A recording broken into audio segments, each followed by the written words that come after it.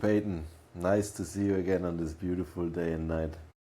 This time with a quote by Tara Brach, the meditation teacher we all know. And she says, "There is something wonderfully bold and liberating about saying yes to our entire imperfect and messy life."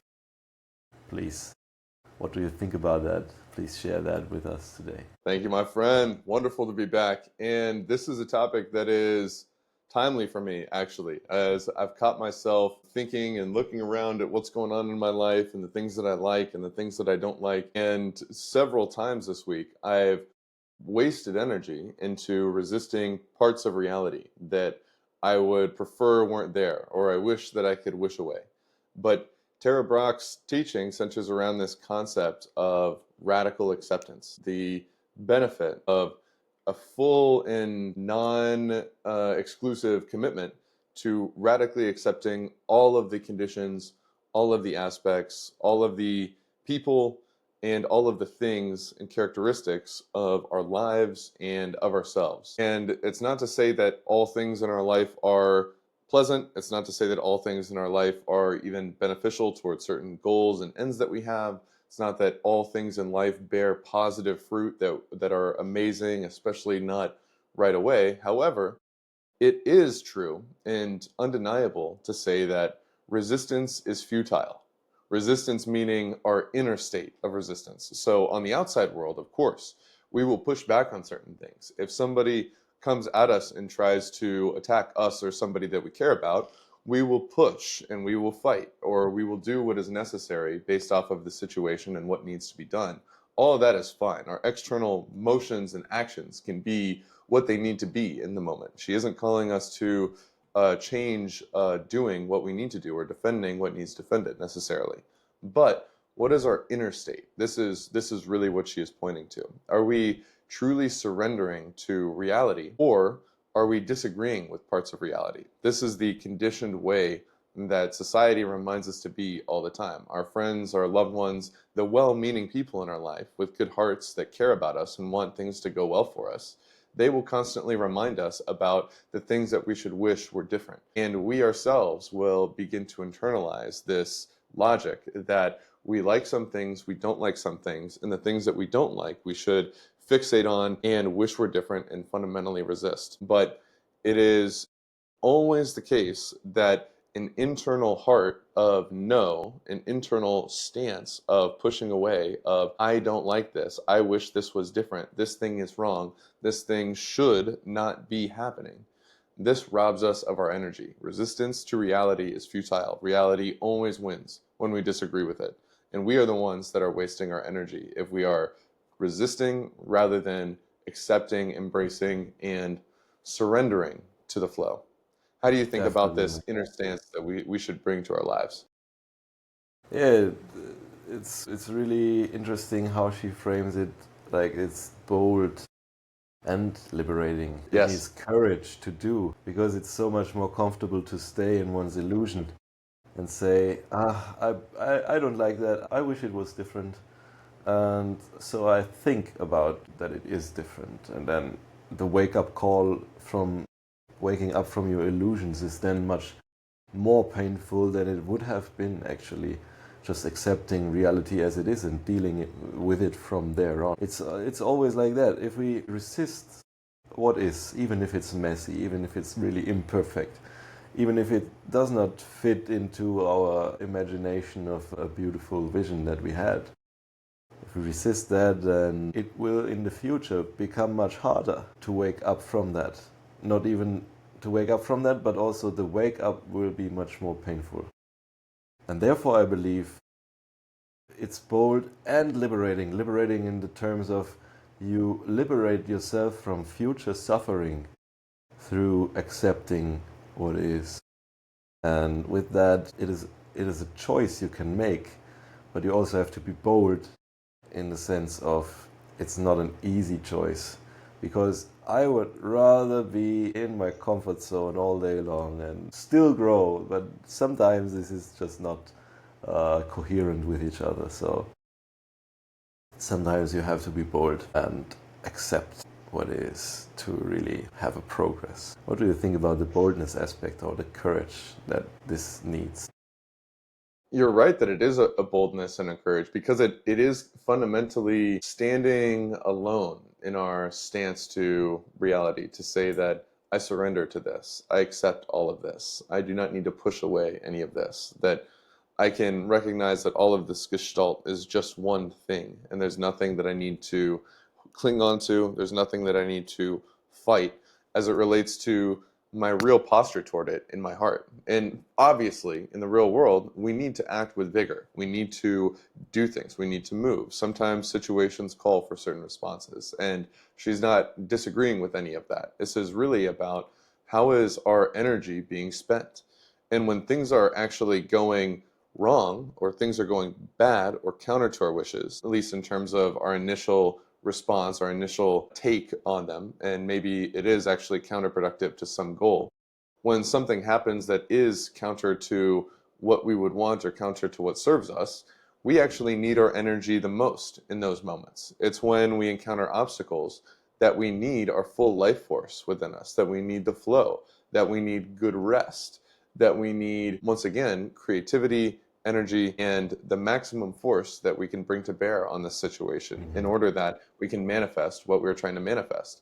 And so the deception that is put before us over and over and over again is that when something arises that's counter to what we would want, upon first impact, are we going to just sit and just wallow in frustration, or expend a lot of our energy toward anger, toward frustration, toward resistance, disagreeing with reality, and saying the word should? This should not be happening. I should have this. This person should not do that. Or even, I should be better than this. Why am I feeling frustrated? Why am I feeling anxious? Why am I feeling angry? I should be acting different right now. This radical acceptance mindset, this applies actually to our own selves, our own minds, our own reactions, our own mental habits, our own stance, just as much as it applies to the external world. Radically accepting ourselves is an essential foundation to actually working with ourselves smoothly and being able to cooperate with ourselves and ride the elephant with some grace, rather than trying to constantly have this stance of internal conflict that does not bear good fruit. And so this foundation ultimately recognizes even that there are things that get in the way. There are real obstacles. There are real barriers. There is real pain in the world. All these things are not dismissed. However, given that these things are in front of us, and especially when these things arise, that's when we need our energy the most. That's when we need to access our best self the most. That's when we need the flow the most. And so, can we have the wisdom or the lucidity to recognize that this stimulus arose, even this reaction in my gut and emotions arose? Maybe I am angry, maybe I am frustrated, maybe I am despondent, whatever the natural reaction that may happen may be. Kind of instinctive, and we don't need to fight against ourselves and force us to never feel negative emotions. It's not what this is about either. But upon seeing this obstacle, upon seeing even this internal reaction in myself, the next step of, am I going to start telling myself a story that everything should be different than how it is? Am I going to start telling myself a story that reality is wrong and I am indignant about me being a victim about this, or about this person doing something that they, quote, shouldn't have done, or that life should not be the way that it is? This stance of disagreeing with reality and telling ourselves a story that pits us against reality and makes us opposed to it in a battle that we can never win. This is a large energy cost, and we actually want to take this energy, and instead of pouring it into this clenched fist of an inner stance, we want to bring all of this energy and channel it toward whatever we actually should do, the actual action that we can take in response to the situation before us, the responsiveness rather than getting dragged into the reactivity. How do you think Mm. about the opportunity of freeing our energy, this liberation that she points to? The liberation is also connected to remembering the effects of your stance towards it, of your mindset towards it, and of your actions towards it. It reminds me of today. I've been snorkeling with many fish, which had the most different colors, like zebra fish and so on. there were also like a big swarm of little tiny fishies, and I was like immersed in them, and it was so beautiful. Only like this 1 centimeter small, but it was a bunch of them, and I loved to see how they wiggle around and how they like felt each other in a way. They just reacted through it, and whenever I tried to touch it, then they would form their shape around my hand in like the most seamless manner. And then I felt a little bit like a magician because I could form the fish because I could never touch them. But in the wish to touch the fish, I was also reminded of the story of Tantalus, like a Greek myth, who was damned by the gods because maybe he tricked the gods or tried to trick the gods, so he was damned to never be able to reach the apple from the tree, though he wanted the apple from the tree. But the trunk would always like move away from his reach, so he could never reach it. And he would move back again, and then he would like to reach it again. And the big tragedy is not that the trunk moves away from the hand of Tantalus, but that he always forgets that the trunk is moving away from his reach. So it's about recognizing and learning from your experiences. If you are stuck in a trauma, like a situation where you always are stuck in the past and really want to keep the memory of a loved one you once knew in that form, and never want to let it go and never want to heal yourself, because then it's often like the feeling that you would betray the people you loved and you lost maybe, but then you don't heal. But this is this tantalizing, that's where the word also comes from, I believe, this tantalizing feeling of being like wanting the past to be present again, but this is like futile. And remembering that clinging on the past is futile is pretty important for your own self-liberation. So there we come back to the liberating aspect of it. You have to remember that it is futile to cling on the past, because the past Yeah. is already gone. And that's And liberating if you really work with the present. it's crazy how easy it is to forget these things too. These things that are by nature outside of our control. Like we never have succeeded in trying to cling to the past. We never have succeeded in trying to resist away this thing that is in front of us rather than actually pouring our energy into action. Another thing that is so consistent in how the cause and effect arise, but is somehow such an elusive concept to me and to many others, is our relationship with parts of ourselves that we might not like, or habits that we have that we might not like, or internal psychological tendencies that we have that we might not like. What I can say in my own life is for decades, my internal conditioning was to judge these parts of myself and to fight against them, to label that, "Oh, this thing is arising, this mental habit is arising, I see the cause and effect, I see that it is having counterproductive fruits, therefore, the response that I should have toward this part of myself is to fight against it, is to judge it, is to try to push it away, is to try to force it out, is to try to bury it, is to try to repress it." All of these stances of resisting, fighting, I don't like, that is bad, and I'm going to do everything I can to push it away or shove it down or cover it up or whatever as it relates to this response that is arising within my own mind or within my own heart or within my own actions. And this stance of self-judgment and this stance of self-punishment actually is saying that, why am I doing this? I'm such a bad person, or I'm so this, or I'm so that, and putting these labels on ourselves, identifying as these things. It causes this stance of internal conflict and this habit of internal conflict and self-judgment. It doesn't work, actually. It doesn't help us heal from the underlying root causes of these things. It doesn't help us understand ourselves better. It doesn't help us work with ourselves better. And it doesn't accomplish the actual thing that it sets out to do of changing this action or this habit. Yeah. Surprisingly, and something that is so hard to learn, is that when I try to just judge myself away from doing this thing or that thing, when I try to just hate myself into no longer having this habit that I find unsightly, then it comes back, and it comes back with a vengeance, and it never leaves, and it feels relentless, and it feels like I'm always tethered to this thing.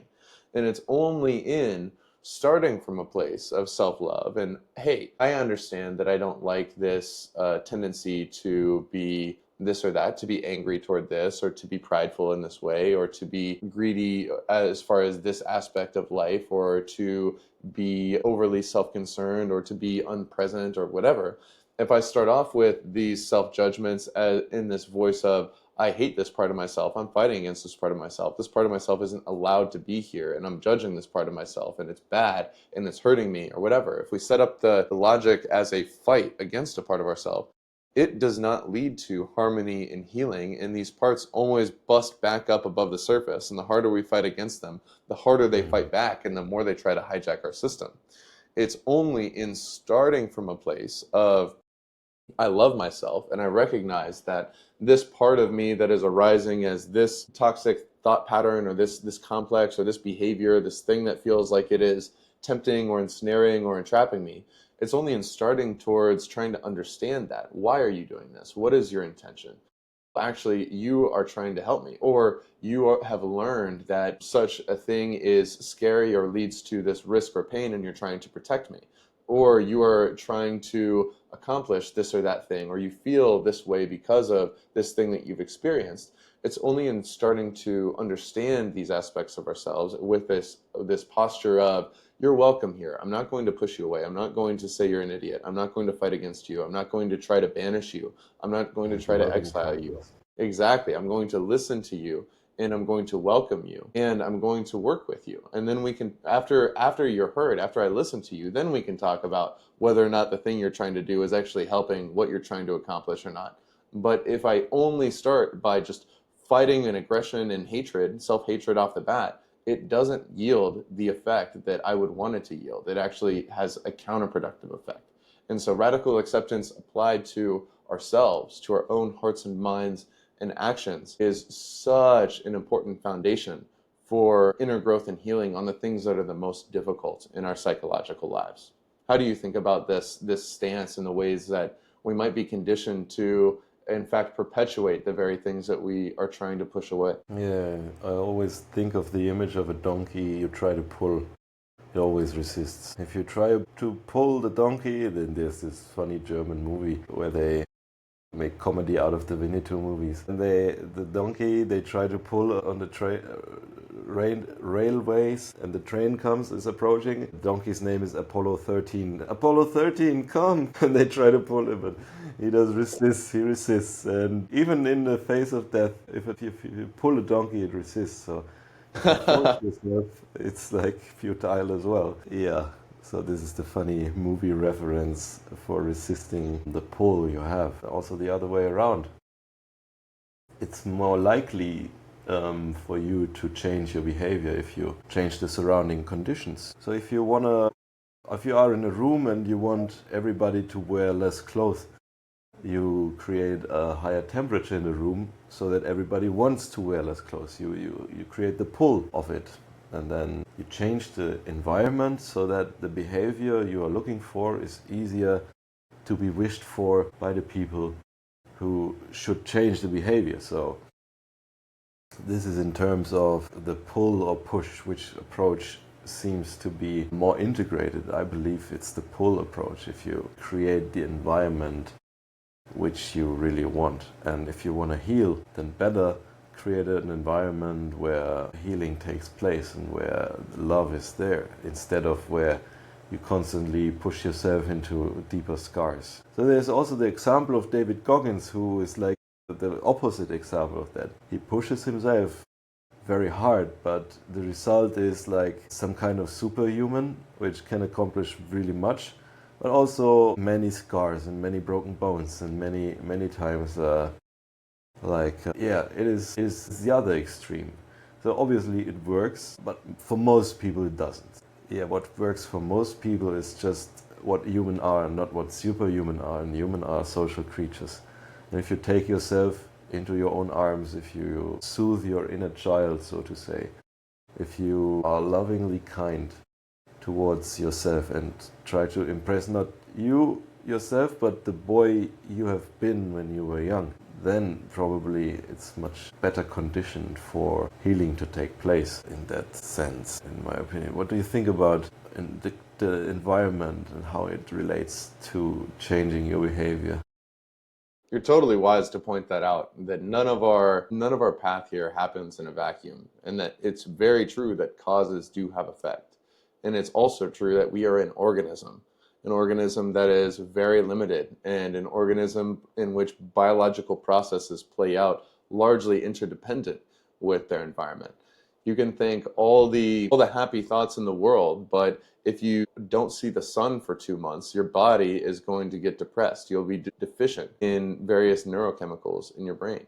And so it's this, once again, this balancing act that we have through our lives, in that right now, right in this moment, my environment may be shit. Maybe I am sick. Maybe I haven't seen the sun in a long time. Maybe it is cold. Maybe I am around toxic people. Maybe there's a lot of conflict going on, or sources of stress or tragedy in my life. And all of these things are true. And the answer to this is not to be angry at the present moment. It is to radically accept it. But at the same time, it is so useful to observe what is the cause and effect of my environment. What are the impacts that the things around me are having on my mind and my soul and my body, and to orient ourselves wisely toward what would the conditions be of my flourishing? What would the conditions be of a greater capacity for healing and freedom? And to, in the long run, set ourselves on the right path as it relates to that. So it is this almost paradox of radically accepting the now, even as we work to change what is around us in the future. And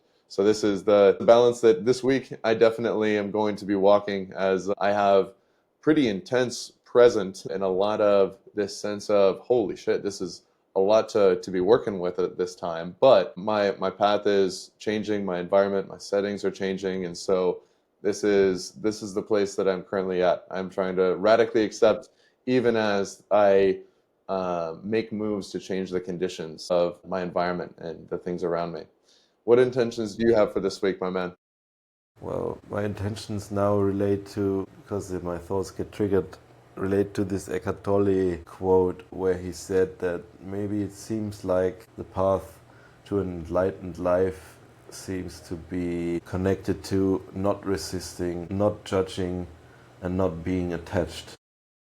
Yes. And if we allow the principled way of thinking, I love it when you can boil it down to the essence. And if we derive our next steps from these kinds of principles, saying, okay, whatever happens, happens.